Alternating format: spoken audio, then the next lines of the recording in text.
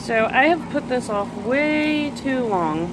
I have to cut my mint down to let my date palm and other plants get some light. So I'm gonna make some iced tea. And all I do when I cut them down is I snip down just before leaf setting at pot rim level. I'll show you what it looks like when I'm done. So this is what it looks like when it's done. You can see the mint is all along the side. It actually is starting to grow up all around the pot. Mint is very resilient and it will grow from roots and start more plants by spreading with the roots.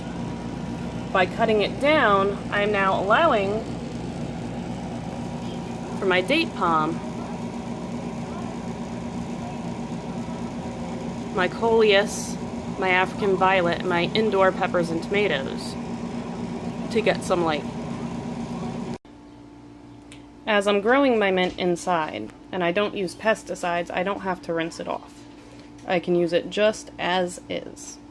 I'm not going to worry about picking the stems or the dead leaves off, because they're just dried mint leaves. There's nothing wrong with them, and they're not going to hurt me. And if I were growing this outside, the leaves would be like 10 times the size. Hopefully when I go to my grandmother's today, I could show you what it looks like when it grows outside. Now when I make my tea, I make sure I have enough water for the container, and I judge it by that. This is a 1-gallon container that I've been using to keep cold water in the fridge. And I'm on to my last glass. I'm going to pour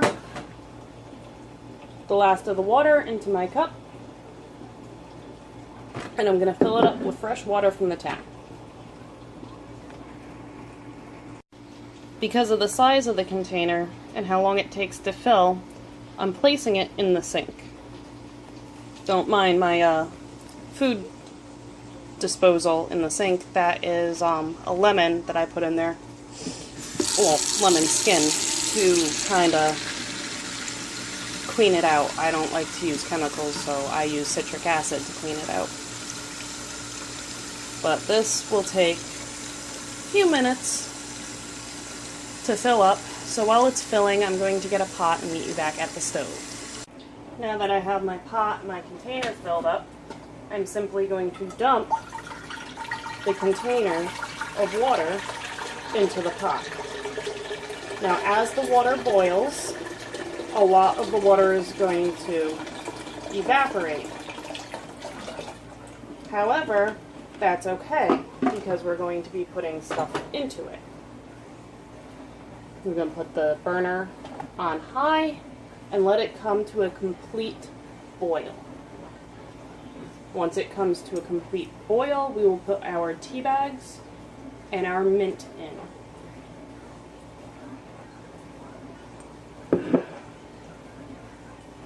If you want to add sugar for a sweetened iced tea, you could add 1/4 cup to 1/2 cup, depending on how sweet you want your tea, of sugar into the water now. This gives the sugar time to completely melt and chemically bond to the water. However, I don't like sweetened iced tea, so this is going to be absolutely sugar-free.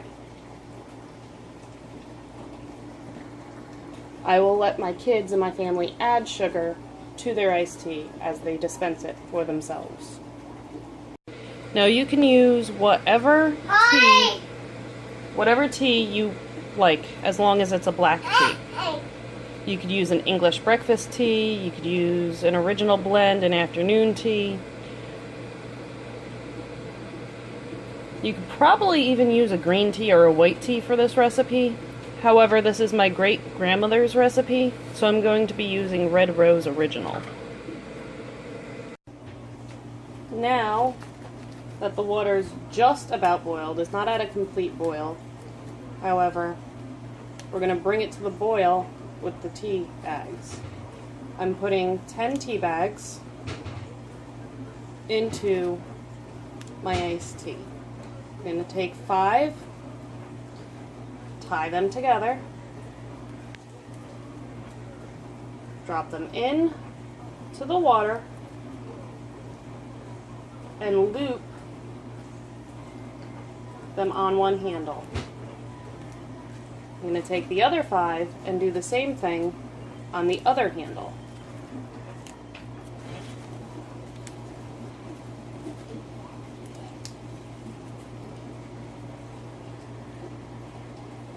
Oops, I forgot to tie it. This will get that.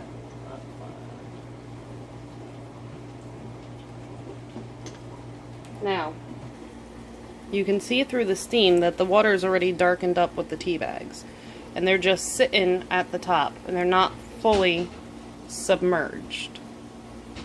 Now, instead of mint, you could put lemon if that is your preference. However, I've had the tea both ways, and you don't think mint would be good in tea. However, let me tell you, it is phenomenal. Mint is my go-to when it comes to tea. I don't do honey, I don't do lemon. Well, I do on occasion. But mint is my favorite. And we're going to let this boil about 5 minutes, and I'm going to turn it off and let it cool down. Let it cool down on the stove. Now that the tea bags are in, and it's still boiling, I'm going to drop this whole thing of mint into the tea.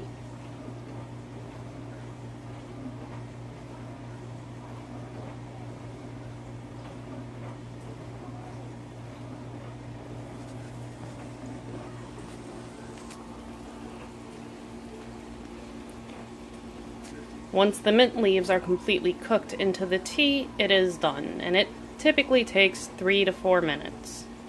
That's why I put the tea bags in first. Get them a nice dark steep, because we're going to put a little bit of cold water at the bottom so we don't melt our pitcher. Okay, so once your mint looks like this, starting to kind of look like spinach, you turn off the heat. But you leave the pot on the stove. Leave the pot on the stove and let it cool off. If you want to take it off the hot burner and place it on another one so it cools off faster, that's fine. But don't try to pour this until it cools off. Once your tea has drained a little bit, you're going to remove your tea bags and dispose of them. You can squeeze them out if you'd like, or you can just plop them into your compost. Now, tea leaves are more than just compost. Not only do they not have to be composted, you can throw them directly into your garden, and they will enrich your plants, or you could throw them directly into your garden to stop feral cats from peeing in your garden. It also works with other animals as well.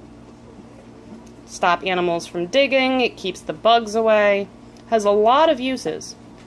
I mean, you could even put used tea bags in dishes throughout your house and it'll keep the flies in the summertime from coming through your screen and going after your food. I'm going to let the mint sit in there a little bit more, and then I'm going to put that into my compost as well. And my compost, I just have some dry leaves from my houseplants, tea leaves, and coffee grinds. I'm saving my vegetable waste for a project to do with Ember. Ember has not been in the videos lately because she is on her summer vacation. It is the first week of summer vacation, and she chose to spend it with her great-grandma. So hopefully she will be home tonight. Okay, so when your tea cools down enough for you to handle it, you put a little bit of cold water in the bottom of the pot, and you simply just pour it directly into your pitcher.